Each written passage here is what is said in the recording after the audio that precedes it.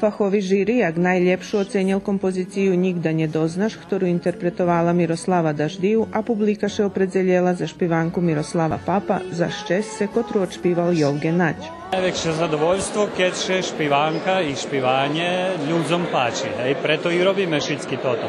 Tak keď publika vyhlasala totu špivanku, ktorú ja špival, mne bar zmilo to, okremne zadovoljstvo.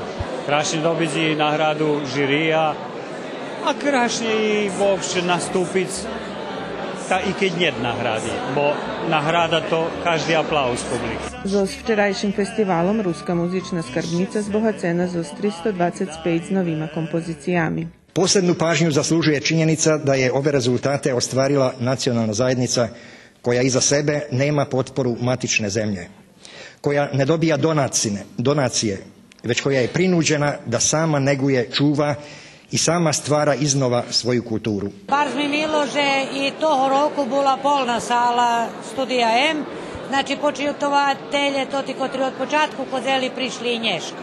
Okreme mi milo, že prišli do šitskih naših mesto, a keď to Mikloševci, Petrovci, Vukovar, inozemstvo, vecka mame izvoz inozemstva. Už po tradiciji u holu Studija M pririhtana vistava, na ktorej svoje džila predstavili umetniki zo Zverbasu, Vladonja Radi i Kristina Gršvenk.